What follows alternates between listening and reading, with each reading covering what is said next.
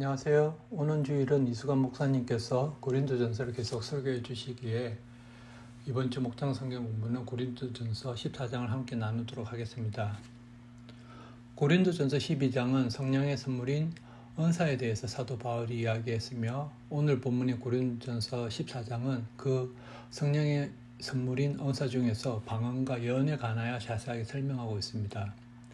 고린도 교인들은 영적인 것에 관심이 많았고, 그로 인해 교만하기까지 한 그들에게 사도 바울은 고린도전서 14장 방언과 예언에 대한 말씀을 하시기 전에 사랑장인 13장을 먼저 두어서 하나님께서 선물로 주신 은사를 사랑으로 기반이 되어야 한다고 강조하고 있습니다. 예를 들어 고린도전서 13장 1절에 예언과 방언을 두고 하신 말씀인 13장 1절, 내가 사람의 모든 말과 천사의 말을 할지라도 내게 사랑이 없으면 울리는 징이나 요란한 꽹과리가 될 뿐입니다 라고 말씀하십니다.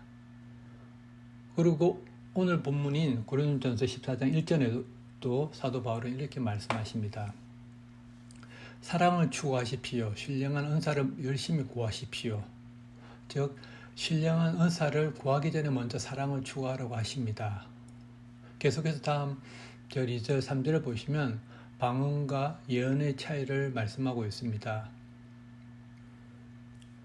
방언으로 말하는 사람은 사람에게 말하는 것이 아니라 하나님께 말하는 것입니다. 아무도 그것을 알아듣지 못합니다. 그는 성령으로 비밀을 말하는 것입니다. 그러나 예언하는 사람은 사람들에게 말하는 것입니다. 그는 덕을 끼치고 위로하고 격려하는 말을 합니다. 즉 방언은 하나님께 말하는 것으로 사람들이 알아듣지 못하지만, 예언은 사람들에게 말하는 것이므로 덕을 끼치고 위로하고 격려하는 말이어야 한다고 말하고 있습니다. 그래서 사도 바울은 4절에 방언으로 말하는 사람은 자기에게만 덕을 끼치고 예언하는 사람은 교회에 덕을 끼칩니다 라고 말씀하고 있습니다. 즉 예언은 결국에는 교회에 덕을 끼치기 때문에 사도 바울은 5절 후반절에 방언으로 말하는 사람보다 예언하는 사람이 더 훌륭합니다 라고 말씀하고 있습니다. 다음으로 6절에서 8절에서 사도 바울은 예언의 중요성을 세 가지 반응법으로 강조하고 있습니다. 첫 번째 예언의 중요성은 6절에 형제자매 여러분, 내가 여러분에게 가서 방언으로 말하고 계시나 지식이나 예언이나 가르침을 전하는 방식으로 말하지 않는다면 여러분에게 무슨 유익이 되겠습니까? 즉 사도 바울이 고린도 교인에게 찾아가서 그들에게 방언으로 말하면 그들이 알아듣지 못하기 때문에 아무 유익이 없다고 말하고 있습니다. 두 번째, 사도 바울이 예언의 중요성을 7절에 표현하고 있습니다. 7절, 필이나 금문고와 같이 생명이 없는 악기도 각각 음색이 다른 소리를 내지 않으면 피리를 부르는 것인지 수금을 타는 것인지 어떻게 알 수 있겠습니까? 즉 생명이 없는 악기조차도 피리는 피리 소리를, 검문고는 검문고 소리를 내기에 알아들을 수 있는 것처럼 분명한 소리를 내지 못하면 아무 소용이 없다고 이야기하고 있습니다. 마지막으로 사도 바울은 예언의 중요성을 8절에 다음과 같이 표현하고 있습니다. 또 나팔이 분명하지 않는 소리를 내면 누가 전투를 준비하겠습니까? 즉 분명한 나팔 소리를 들어서 전쟁에서 전진을 하든 후퇴를 하든 준비할 수 있는 것 같이 알아들을 수 있는 예언으로 이야기해야지 그것이 다른 사람이 알아듣고 결국에는 교회에 덕이 된다고 사도 바울은 예언의 중요성을 3번이나 반복하며 강조하고 있습니다. 그래서 사도 바울은 12절에 다음과 같이 결론을 짓고 있습니다. 이와 같이 여러분도 성령의 은사를 갈구하는 사람들이니 교회에 덕을 끼치도록 그 은사를 더욱 넘치게 받기를 힘쓰십시오. 다시 말해 교회에 덕을 끼치도록 그 은사, 즉 예언의 은사를 받기를 갈구하라고 힘쓰라고 이야기하고 있습니다. 다음으로 방언하는 사람들에게 사도 바울 자신도 방언을 하고 있기에 교회에서 방언하는 사람들에게 몇 가지 당부를 하고 있습니다. 첫 번째 당부는 13절에 보시면 그러므로 방언으로 말하는 사람은 그것을 통역할 수 있기를 기도하십시오. 즉 방언을 말할 때 통역의 은사도 구해야 한다는 것입니다. 사도 바울이 방언할 때 통역의 은사를 구해야 하는 이유를 다음 절 14절에 설명하고 있습니다. 내가 방언으로 기도하면 내 영은 기도하지만 내 마음은 아무런 열매를 맺지 못합니다. 즉 방언으로 기도할 때 내 안에 성령은 기도를 하지만 나는 그 의미를 깨닫지 못하여 아무 열매를 못 맺는다고 합니다. 그래서 사도 바울은 방언을 기도할 때 구할 것을 15절에서 다음과 같이 표현하고 있습니다. 그렇다면 어떻게 해야겠습니까? 나는 영으로 기도하고 또 깨친 마음으로도 기도하겠습니다. 나는 영으로 찬미하고 또 깨친 마음으로 찬미하겠습니다. 즉 영으로 기도하고 찬미하고 동시에 깨친 마음으로 기도하고 찬미해야 한다는 것입니다. 여기서 깨친 마음은 영어 성경에서는 mind, understanding으로 번역하고 있습니다. 다시 말해 방언으로 기도할 때 영으로는 수직적인 하나님과의 관계를 위해서 성령으로 기도하며 동시에 깨친 마음으로 수평적인 교회 안에서 관계를 위해 기도해야 한다는 것입니다. 즉 성령의 충만함과 동시에 이성적인 이해의 충만함으로 우리가 방언으로 기도해야 한다는 것을 사도 바울이 강조하고 있습니다. 그렇기 때문에 사도 바울은 16절에 다음과 같이 표현하고 있습니다. 그렇지 않고 그대가 영으로만 감사를 드리면 갓 믿기 시작한 사람은 그것이 무슨 뜻인지를 알아듣지 못하므로 어떻게 그 감사 기도에 아멘 하고 말할 수 있겠습니까? 다른 사람들은 방언을 이해할 수 없기에 동의할 수 없고 결국에는 17절에 나와 있는 것처럼 그대가 훌륭하게 감사 기도를 드린다고 해도 다른 사람에게는 덕이 되지 않습니다. 라고 사도 바울은 말씀하고 있습니다. 교회에 덕이 되지 않는다라고 말씀하고 있습니다. 이런 이유 때문에 사도 바울은 18절에서 19절에 자신이 누구보다 더 많은 방언을 할 수 있음에도 불구하고 방언으로 만마디 하기보다는 나의 깨친 마음으로 교회에서 5마디를 하기를 원합니다 라고 말씀하고 있습니다. 왜냐하면 그 5마디 말로 갓 믿기 시작한 사람들이 이해할 수 있는 언어로 예수 그리스도의 복음을 그들에게 가르칠 수 있으며 영을 끼칠 수 있고 결국에는 구원에 이르게 한다는 것입니다. 다음으로 20절 이후에 사도 바울은 생각하는데 어린아이가 되지 말고 어른이 되라 라고 말씀하시면서 방언으로 갓 믿기 시작한 사람들이나 믿지 않는 사람들에게는 미쳤다고 보일 것이지만 교회에서 예언으로 말하면 다르다라고 말씀을 하고 계십니다.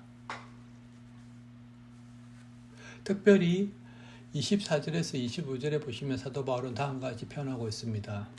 24절에서 25절 그러나 모두가 예언을 말하고 있으면 갓 믿기 시작한 사람이나 믿지 않는 사람들이 들어와서 듣고 그 모두에게 질책을 받고 심판을 받아서 그 마음속에 숨은 일이 드러나게 됩니다.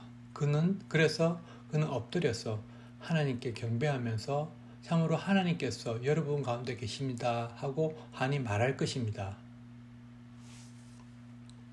이 사도 바울의 말씀에 저희 시선이 머무는 곳이 있습니다. 즉 서두에 모두가 예언을 말하고 있으면이라고 한 것처럼 교회가 하나가 되어 한 방향을 향하여 나아가고 있으면 VIP들은 참으로 하나님께서 여러분 가운데 계십니다 라고 고백한다는 것입니다.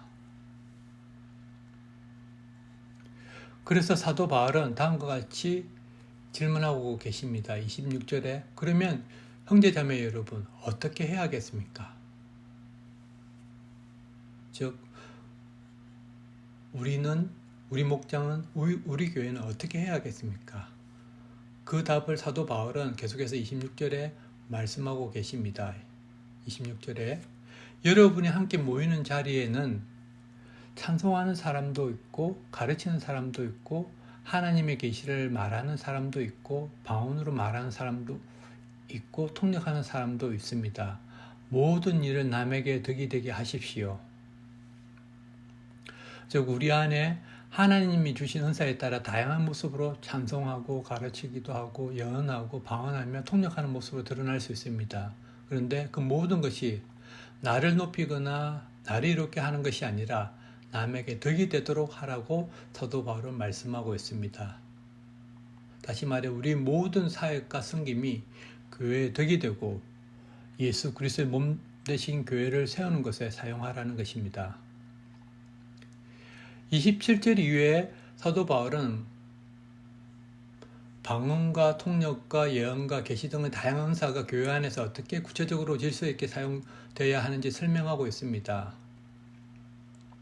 그 중간 부분의 34절에서 35절은 고린도 교회가 당면한 특수한 상황을 묘사하고 있는 듯합니다. 34절, 35절 여자들은 교회에서는 잠자고 있어야 합니다. 여자에게는 말하는 것이 허락되어 있지 않습니다. 율법에서도 말한 대로 여자들은 복종해야 합니다. 배우고 싶은 것이 있으면 집에서 자기 남편에게 물으십시오. 여자가 교회에서 말하는 것은 자기에게 부끄러운 일입니다. 사도 바울은 여자와 남자를 구분하지 않고 평등하게 모았습니다. 예를 들어 갈라디아서 3장 26절에서 28절에 보시면 여러분은 모두 그 믿음으로 말미암아 그리스도 예수 안에서 하나님의 자녀들입니다. 여러분은 모두 침례를 받아 그리스도와 하나가 되고 그리스도를 옷으로 입은 사람들이기 때문입니다. 유대 사람도 그리스도 사람도 없으며 종도 자유인도 없으며 남자와 여자가 없습니다. 여러분 모두가 그리스도 예수 안에서 하나이기 때문입니다. 그 당시 고린도 교회는 아주 진보적 곳이었습니다. 1세기 그리스 헬라 문화가 팽배해 있던 시기에 여자들은 남자들이 모여 있는 광장이나 공공장소에 있을 수 없었습니다. 하지만 오늘 본문에서 보는 것처럼 고린도 교회 여자들은 남자들과 함께 교회에 있었습니다. 그렇지만 자세한 이유를 알지는 못하지만 사도 바울은 여자들에게 교회에서 잠잠하라고 말하고 있습니다. 방언과 같은 영적인 것에 관심이 많았고 그로 인해 교만하기까지 한 그 고린도 교인들 중에서 여자들도 예외는 아니었던 것 같습니다. 그리고 34절 후반절에 율법에서도 말한 대로 여자들은 복종해야 합니다라는 이 말씀은 우리가 흔히 수직적이고 강압적인 의미에서의 복종의 의미가 아니라 하나님께서 창세기 2장에 하와를 아담에게 돕는 배필로 주신 것처럼 여자를 남자에게 동등하고 수평적인 관계를 맺으면서 맺도록 하는 그런 의미의 복종입니다. 마지막으로 사도 바울은 40절에 다음과 같이 말씀하심으로 2장을 마칩니다. 즉 모든 일을 적절하게 하고 질서 있게 해야 합니다. 이 40절에서 중요한 말씀은 적절과 질서입니다. 이 적절이라는 단어는 영어 성경에서는 fitting이라고 번역하고 개역 개정에서는 품있게라고 설명하고 있습니다. 즉 은사를 과하지도 않으면서 적당하게 그리고 절제되어 있는 모습으로 교회 안에서 덕을 세우기 위해 사용해야 한다는 것입니다.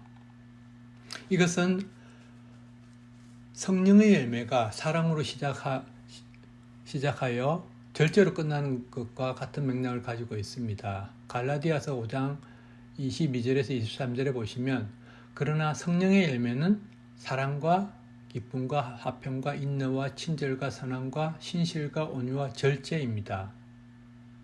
이런 것들을 막을 법이 없습니다. 그러므로 우리가 성령께서 주신 은사를 교회 안에서 사용할 때 자연스럽게 성령의 은사에 의한 성령의 열매가 우리 모두의 삶에서 드러나야 합니다.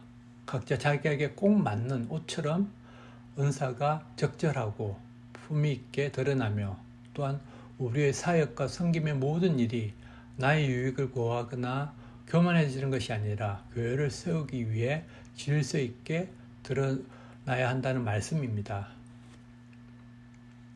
이렇게 고린도전서 14장은 성령의 은사인 예언과 방언의 차이를 설명하며 어느 하나도 다른 것을 무시하지 않아야 되며 무엇보다도 사도 바울의 관심은 믿음이 약하거나 믿지 않는 사람들이 이해할 수 있는 하나님의 진리를 삶으로서 적절하고 질서 있게 증거하는 삶이 되어야 한다고 말씀하고 있습니다. 마지막으로 오늘 고린도전서 14장 전체를 요약할 수 있는 것은 처음 1절과 마지막 40절일 것 같습니다. 1절, 사랑을 추구하십시오. 신령한 은사를 열심히 구하십시오. 특히 예언하기를 열망하십시오. 마지막 절 40절, 모든 일을 적절하게 하고 질서 있게 해야 합니다. 오늘 목장 성경 공부는 여기까지입니다. 하늘 복 많이 받으세요.